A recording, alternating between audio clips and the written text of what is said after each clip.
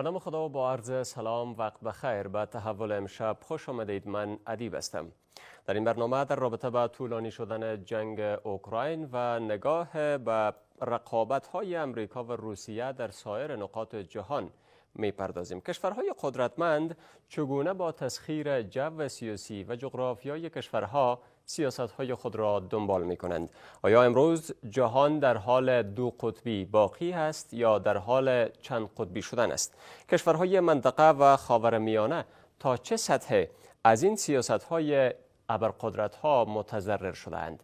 در این برنامه با دو مهمان گرامی بحث دارم. آقایان هر یک میرویس غیاسی آگاه روابط بین الملل از دانمارک و مصطفی مرتضوی تحلیلگر سیاسی از ایران روی خط اسکایپ با ما وصل هستند. مهمانان گرامی را به بحث خوش آمدید میگم. غیاسی صاحب، میخوایم با شما آغاز بکنیم. کشورهای بزرگ چگونه دوام هژمونی خود را در تسخیر جغرافیای سایر کشورها میبینند؟ بسم الله الرحمن الرحیم. با عرض سلام با شما بینندگان عزیز و گرامی. ما متاسفانه بگم در طول تاریخ یا طبیعت بشر همین قسم هست. البته توجیه یا حقانیتی گپ نیست که هر وقت یک کس که قدرت پیدا میکنه و طبع انسان حریص است و حکومت ها معمولا انسان ها تشکیل میدن، اینا هژمونی می داشته باشند. تا یک حدی یک چیزی طبیعی است که منابع خود بیشتر ببینن، اما وقتی که از این حد طبیعی میگذره این با تجاوز حساب می شود، در صورتی که خصوصا حق دیگران را زیر پا بکنند. این در طول تاریخ قسم بوده. اما اگر اشتباه نکنم سادیس میگه برو قوی شو اگر راحت جهان طلبی که در نظام طبیعت ضعیف پامال است. یک آیت قرآن کریم هم است که واعد لهم ما استطعتم من قوة و من رباط الخیل ترهبون به عدو الله. و این از فلسفه دینی تاریخی علمی یعنی یک واقعیت تلخ است. اما یه حد حدودی داره. متاسفانه بعد از جنگ دوم جهانی که UN یا سازمان ملل متحد که جای سازمان بین‌الملل یا ملل سابق قرار گرفت، امیدها و این بود که امی تاریخ تغییر بکنه، امی سیستم نظام جهانی تغییر بکنه، کشورها با اساس قواعد با اساس قانون رفتار بکنن، مسائل حقوق بشر مطرح بود، مسائل آزادی های مدنی مطرح بود، مسئله آزادی ملت ها مطرح بود، مسئله آزادی ادیان مطرح بود که متاسفانه این عملی نشد و از اساس و بنیاد این نظم جهانی نو که متمثل بیشتر در شورای امنیت است و 5 کشور حق وتو دارند، این با شکل بسیار فجیع ادامه پیدا کرد. ما چند این بارم در اینجا در میدیای شما گفتم اگر تکرار نباشه، بعد از جنگ دوم جهانی تا حال در 285 جنگ خرد و کلانی که در دنیا شده، 40 میلیون انسان کشته شده، علاوه به کشتار چند ده میلیونی که ماو کرده و استالین کرده و دیگه جنگ‌هایی که در اقصا نقاط جهان شده و جنگ‌هایی را که خود امریکا برای انداخته و جنگ کره جنوبی و کره شمالی و جنگ بنگلادش و پاکستان و جنگ‌های کلان خرد این بوده. و این کشورها چند دلیل دارن اگر روشن‌تر گپ بزنیم که کار میکنن. بله. یکی مسئله هژمونی. تشکر غیاسی صاحب. فکر میکنم که صدایش ادامه این بحث را پس از میان برنامه کوتاه دنبال میکنیم.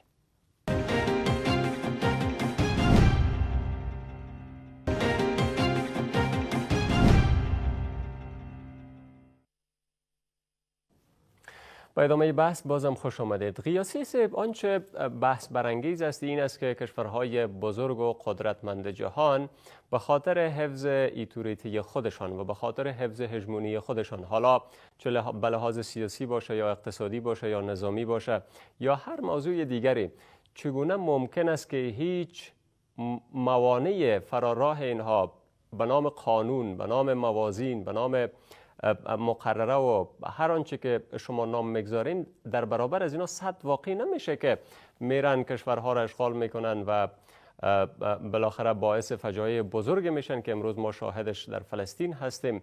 این از کجا برمیآید به دیدگاه شما؟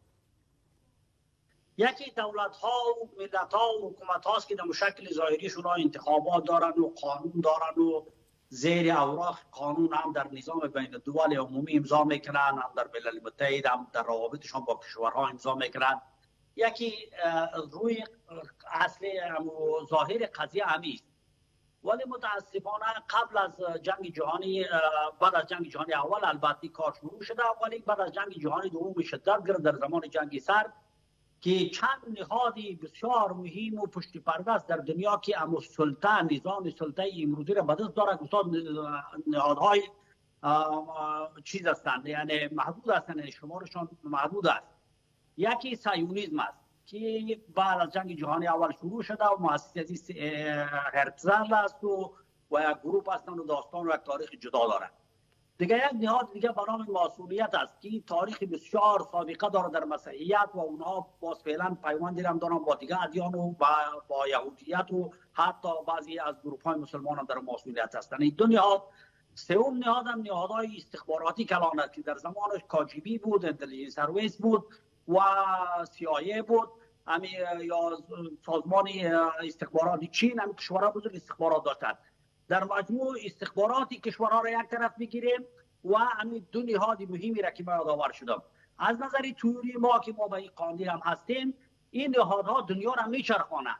یعنی اینا زیادی کارهایی که در دنیا میشود، جنگ‌هایی که میشود مربوط به دولت‌ها، به سیاستمدارها، به رؤسای جمهور، به پارلمان‌ها و اینا نیست. تصمیم گیرنده اصلی پشت پرده این نهادهایی است که براتون نام گرفتم. نهادهای استخباراتی که موسی هم فراموش کردیم، موسی از جمله نهادهای مهم استخباراتی در دنیاست. نهادهای استخباراتی در درجه سوم، در درجه اول صهیونیست‌ها که بر اقتصاد دنیا مسلط هستند، بر سیاست دنیا مسلط هستند، بر نظم جهانی مسلط هستند در ملل متحد. در پشت پرده البته ظاهرا او را خود افشا نمی‌کنند. و یک گپ دیگه هم است که زیاد مخفی است، راز و کاری از اونها بسیار کمش افشا شده، مثلا یک 10% 5%ش ماسونی‌ها هستند که بسیار تاریخ سابقه دارند. اینا در دنیا امروز فعال هستند. اینها هستند که رؤسای جمهور را مقرر میکنند، پارلمان ها را به میان میارند، نوع نظم ها را در کشورها پیش بینی میکنند، برای کشورها پروژه میسازند که 50 سال دوام کنه، حکومت 30 سال دوام کنه. متاسفانه در پشت پرده اینا وقتی که میبینن که یک دولتی که در اساس یا یک ملتی که اجازه این بس تمام کنه، باز با میمونتون شما وقتی کافی بتید بس ختم نشود، یک دیالوگ نیست. وقتی که اینا تصمیم میگیرن مثلا در افغانستان یک دولت میارن، پیش پروژه از اینا معلوم است که همین دولت چقدر دوام بکنه، چقدر بودجه سر از این مصرف بکنیم. بعد در کشورهای جهان سوم و خصوصا در کشورهای اسلامی و کشورهایی که چپی باشن، نسبتا نظامشون چپی باشن، این نهادهایی که نام بردم اینا تصمیم میگیرن که وقت استقرار در این کشورها نباشه. حتی اگر استقرار هم باشه، یک نظامی را که خودشان آوردهشان، مثل که نظام‌های دیکتاتوری را که در خاورمیانه آورده بودن، در مصر، در اردن، در فلسطین، در یمن و تمام عراق و لیبیا، اینا همین نظام‌ها را تا 30-40 سال دوام میدن. وقتی که میبینه که ملت‌ها با همین نظام‌ها هم کیفیت میشوند، یعنی مطابق همین هوا همین نظام‌ها خود عیار میکنن، در اونجا اقتصاد کمی رشد میکنه، دانش پیش میرود، آزادی‌های مردم مثلا خوب میشود، مردم یک فضای خاصی را به خود میگیرن. باز این نظام‌ها را اینا سقوط میدن، از این میترسن که تحت شرایط یعنی نظام‌های ملت‌ها و پانخیزن. در مجموع هژمونی اعتقادی صهیونیسم و ماسونیت است که با جهان سوم و کشورهای اسلامی سرازیر میشود و ما از اصل قصه خبر نداریم. یک کس در یک شبه برای ما شخصیت میسازند، صناعت رجال یک بخش از اینا، مثلا کرزه، مثلا غنی را از اینا یک شخصیت ملی میسازند. باز وقتی که امو موره سوخته شد یا امو تاریخ از او تیر شد یا مثلا دیگه او بکار نبود، باز او را از تخته شطرنج حذف میکنن، باز یک برنامه که دیگران در پشت از او بسته میکنن و برنامه میکنن. این سیستمی که نظمی که در دنیا فعلا میچله همیست. بله، در کل به نظر شما همین نظمی که به همین گونه‌ای که شما تشریح کردین پیش رفته چقدر پاسخگوی نیازمندی جهان و بشریت است و آیا میتوان به این روند امید بست؟ نه دیگه، اصلا مسئله نظمی مطرح نیست، مسئله امید مطرح نیست، مسئله پاسخگویی مطرح نیست. یک استثمار است، یک استکبار غیر مرئی است که بر مردم مظلوم دنیا پیش میره. اما سابق مثلا اگر امپراتور نبودی که کشورها را اشغال میکرد، میزد مال و مال شور میکرد، میبرد بردهداری میگرفت دیگه با که داره که بردهداری غرب بسیار سیاسی اینا فعلا یک بردهداری مدرن است که کشورها را تضعیف میکنن، اقتصادش ضعیف میکنن، سیاستش ضعیف میکنن، جامعهش فرهنگش از هم میپاشن، اساسات از اون از هم میپاشن که تا به اینا تسلط پیدا کنن. اما استقلالیت سیاسی، استقلالیت فرهنگی، استقلال اقتصادی ملت‌ها را میگیرن که در پلوش باز وسایل دیگه دارن که از این کار میکنن. اجازه بدین همه اشاره کنم که اون وسایلشون هم نیست که اینا صنایع سلاسازی دارن، مراکز سلاسازی دارن، هم اقتصادشون رو تقویت میکنن و از طریق سلاح خودم میفروشن. در هر صورت به منافع از اینا. که همین 3-4 نهادی که کردن در جهان ما همینا حکومت میکنن که ملت ها باید را بدانند و در دانشگاه های ما تئوری خوانده شود که اصل مشکلی ما در کجا. بله، سپاسگزارم. ادامه این بحث پس از وقفه کوتاه.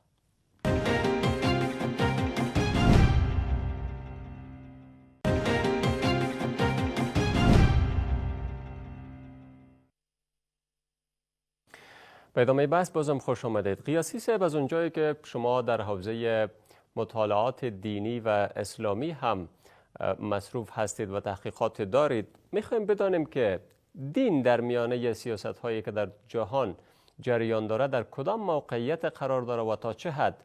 آیا استفاده ابزاری از این صورت میگیره یا اینکه تلاش جریان داره تا اینکه واقعا دینی که به خاطر تنظیم امور بشر از آسمان ها نازل شده تلاش صورت میگیره تا اینکه این قانون حاکم شود بر جهان؟ بدون شک از وقتی که بشر خداوند خلق کرده مطابق اعتقادی ما، دین اساسی ترین و سازنده ترین یعنی بنیادی ترین مسئله و پدیده است که تمدن ها را، قوانین، حکومت ها را، امپراتورها را میاره، میبره، رقم میزنه. این دین است.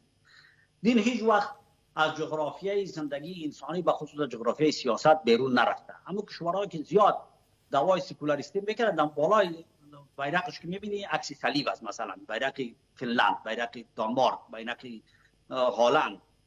اما کشورهایی که زیاد دموکرات هستند، زیاد دیندار هستند. دین تصمیم گیرنده و اساس بنیاد همه تحولات است، آمدن و رفتن تمدن ها. این یک اصل است، را باید قبول کنیم.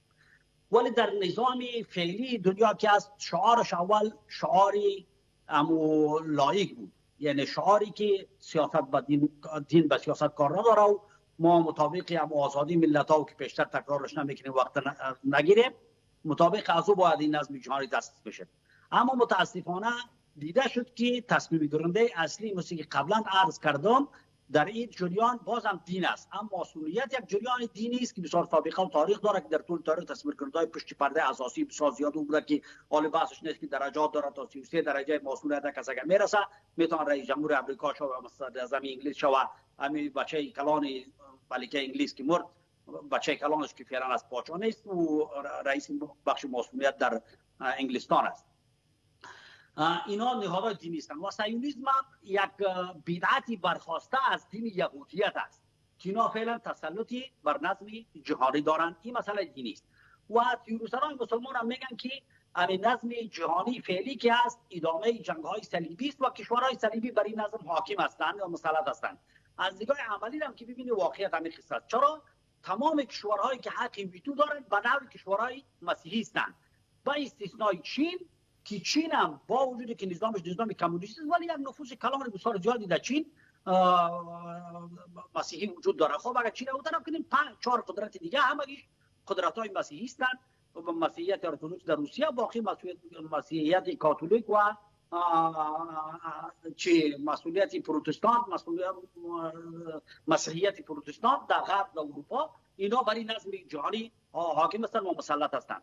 و یکی از دلایلی هم که اینا نمیگذارن که بعد از جنگ جهانی دوم و جنگ جهانی اول کشورهای اسلامی پا بگیرن و نزد پیش برن، رفاه اقتصادی داشته باشن، استقلالیت سیاسی داشته باشن، همین مسئله است.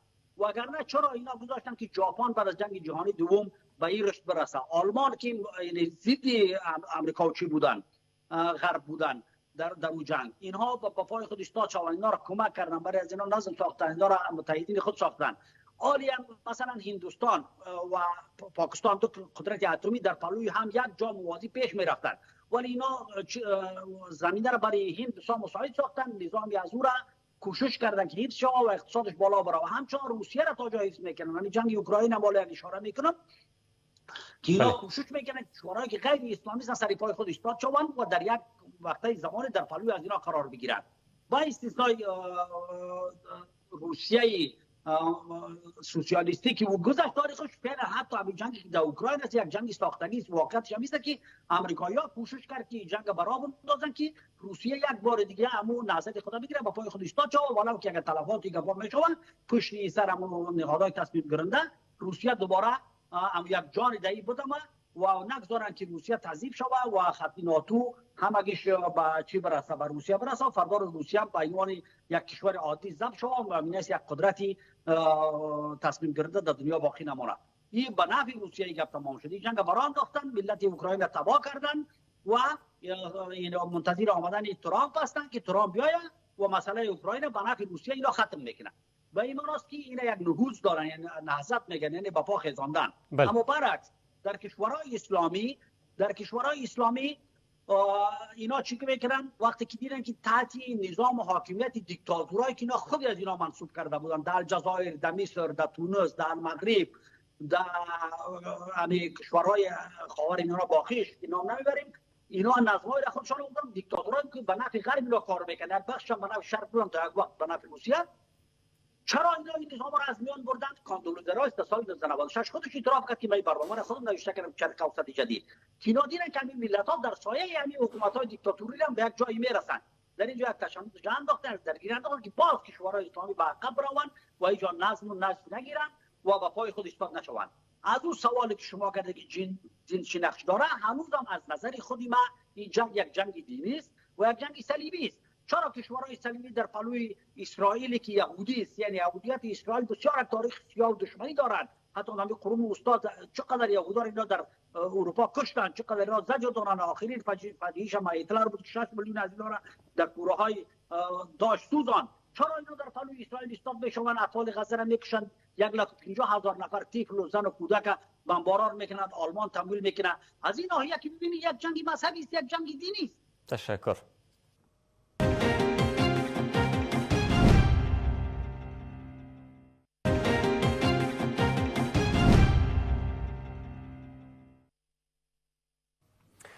با ادامه بحث بازم خوش آمدید. قیاسی صاحب، میخوایم بحث را جمع‌بندی بکنیم. با توجه به آنچه گفته آمدیم، نظمی که فعلا در جهان برقرار هست و جریان داره که بدون شک تعریف درستی از این صورت نمیگیره و بالاخره جهان بشریت دچار مشکلات زیاده و تنش‌های زیاده هست. رمز ایستادگی و تغییر این نظام به یک نظم بهتر در جهان فکر میکنین در چه مکانیزم نهفته است؟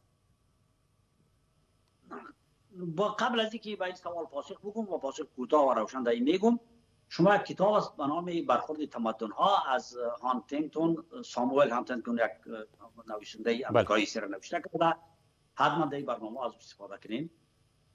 این اونم اساسی همین جنگ‌ها و برخوردهایی که در دنیا صورت میگیره، خصوصا بعد از جنگ سرد و پیش بینی کرده است که همین مسائل برگشت عقاید و باورها و دین که اساس یک تمدن ها باشه، برخورد تمدن ها دوباره آغاز میشه که آغاز شده. فقط مقایسه ایگه شما در چی ببینین؟ گپایی که من پیشتر زدم به استناد از اون میگم. در مسئله غزه ببینیم و مسئله اوکراین. اوکراین یک سرزمینی است که به اندازه نفوس افغانستان نفوس داره، به اندازه خاک افغانستان خاکش تقریبا معادل است. در اونجا در این جنگ شاید در مقدار جنگ که دراز شده باشه شاید 15,000 20,000 اوکراینی کشته نشده باشه، در حالی که تفاوت سلاح روسیه نسبت به سلاح اسرائیل بسیار بلندتر است. اما در 60 کیلومتر یا 52 کیلومتر مربع غزه تا حال اینا 152,000 نفر کشتن و زخمی کردن که بیشتر از اینها یعنی زن و طفل و کودک است. اما همین نظم جهانی همین را تحمل داره، اما مسئله اوکراین نداره. اوکراین در هر صورت، چون که اوکراین هم کشوری مسیحی است، روسیه هم کشوری مسیحی است. به این خاطر این نظم تصمیم گرفت که جنگ اتمی را اتفاق نیفته، جنگ جهانی را اتفاق نیفته، به خاطر که به ضرر غرب، به ضرر کشورهای مسیحی تمام بشد. این کارا نگذاشتن، مثلا را به نفع پوتین تمام میکنه. خب داستان جدا یک بس جدا میخواد. اما در اینجا فلسطین و غزه را تباه کردن و کشورهای اسلامی را، کشورهایی که حتی در دامن غرب هستند، غلامی و مو و دوشی از ما را قبول کردن، مثل کشورهای عربی سعودی، امارات، اینا یک روز همین غرب پس سراغ از اینها میرسند. از این ناحیه این مسئله قطعی است و نشان میده که کشورهای اسلامی اینا در این نظم. اما این نظم تحول پذیر، من قبلا هم یک بحث سال پیش یک چند ماه پیش گفتم با شما که تحول پذیر به خاطر از این است که اینا هم خودکوزگر و خودکلی کوزه هم چیز بر سر این کوزه خریدار برابر. حالا هم نظم در دستی از اینا است، هم قانون در دستی از اینا است، هم پول در دستی از اینا است، دست پس گرنده اینا هستند و تقریبا یک استعمار نامرئی به کل جهان مسلط است. من یاد تغییر از این رو به ایدوری ها نمیبینم مگر این که در جهان اسلام کله ها و سیاستمدارهای مثل مرحوم اربکان و تا جای تا یک حدی مثل اردوغان و آدم ها پیدا شدن که آهسته آهسته با مرور زمان کشورهای اسلامی خصوصا کشورهایی که بزرگ هستند کلان هستند با یک حکمت خوب استقلالیت خود بگیرند در آینده یک نظمی بسازند که حق خود در دنیا داشته باشند. در غیر از او با یک قسم از این وضعیت بدتر شده میره و هیچ امیدواری در این نیست. بله، اما دیدگاهتان در رابطه با وضعیت فعلی کشورهای اسلامی و روابطی که این کشورها دارند، عدم اتفاقی که بین کشورهای اسلامی فعلا وجود داره چگونه است؟ آیا ممکن است با آینده نچندان دور چنین هدف شکل بگیره و برآورده شود؟ یک تئوری نو در این روزها برآورده که با امید آزادی سوریه که خدا کنه که تو باشد احتمال بسیار ضعیف است که این باعث از این میشود که ملت‌های اسلامی و کشورهای اسلامی یک انگیزه بگیرن که ما آزادی خود گرفته میتونیم. امروز هم خلاصش هم نوشته کرده بود یک چیز به نام عالیچی، یک محقق امریکایی بود، نوشته کرده یک زن که یعنی هر نظام هر قدر قدرتمند باشد نقاط اضافی داره که میتونه او را سقوط بدهد. غیر از اینکه ملت‌های اسلامی قیام بکنند و این نظام‌ها را سرنگون بسازند، آزادی خود مثل سوریه که حال خود قضاوت نمی‌کنند دربارش بر وقت است آزادی خود از نظام‌های دیکتاتوری بگیرند، از نظام‌های غربی بگیرند، از نظام‌هایی که دست نشانده اجانب هستند بگیرند و این وقت هم می‌خواهد شاید 20 سال 30 سال 40 سال باید کشورها آزادی خود بگیرند، نهضت‌های فکری، نهضت‌های مردمی، نهضت‌هایی که از خود خواستگاه مردمی دارند جلوی امو اداره و چیزی ملت‌های خود برات بگیرند. در غیر از این ممکن نیست.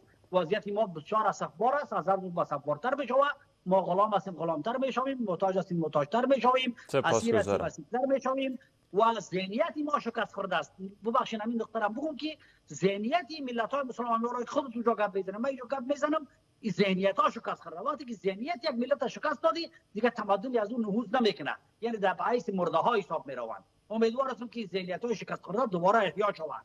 مکتب فکری اقبال، مکتب فکری سید قطب، مکتب فکری شریعتی، سید جمال الدین افغانی، محمد عبدهو، این شخصیت‌هایی که در تاریخ می‌خواستن که اسلام هم عزت و آبروی خود داره، جهان اسلام، این نهضت‌ها دوباره زنده شود و اثر مطالعه شود و همین ذهنیت‌های شکست خورده سکولار در جهان اسلام باید ما اجازه ندیم.